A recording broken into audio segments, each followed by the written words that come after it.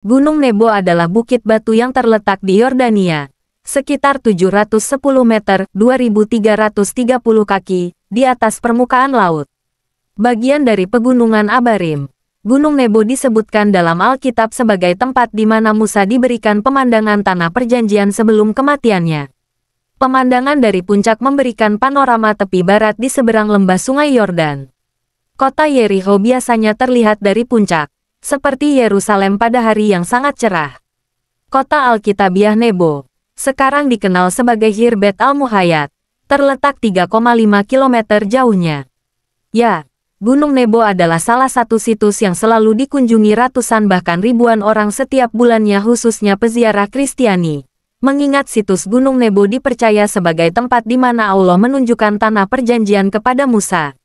Di tempat ini Musa hanya diperlihatkan tanah perjanjian, tanah Kanaan, tanpa dapat memasukinya. Karena pentingnya situs ini dalam sejarah keluarnya bangsa Israel dari tanah Mesir menuju tanah perjanjian sehingga menjadikan situs ini menjadi tempat yang selalu dikunjungi, tepatnya di Gunung Nebo, negara Jordania. Di area ini terdapat monumen ular tembaga, Monumen Nehustan, yang dibuat oleh artis Italia bernama Giovanni Fantoni. Merupakan simbol ular tembaga yang dibuat oleh Musa di padang gurun, bilangan 21:4-9, dan salib di mana Yesus Kristus disalibkan, lihat Yohanes pukul 3:14. Kedua ayat ini dihubungkan pada monumen ular tembaga ini karena berhubungan dengan posisi yang ditinggikan, yaitu ular tembaga yang dipandang bangsa Israel dapat menyembuhkan gigitan ular dan kayu salib yang melambangkan penebusan dosa umat manusia.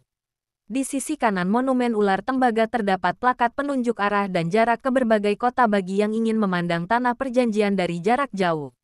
Kita dapat menggunakan bantuan petunjuk arah ini untuk melihat letak kota-kota di Israel dan Palestina.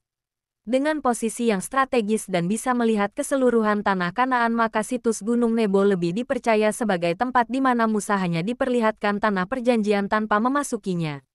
Hal ini juga semakin diperkuat jika kita melihat catatan dalam Alkitab Perjanjian Lama, yaitu di Kitab Ulangan 34:1 yang berbunyi, "Kemudian naiklah Musa dari dataran Moab ke atas Gunung Nebo, yakni ke atas puncak Pisga, yang di tentangan Yerikho.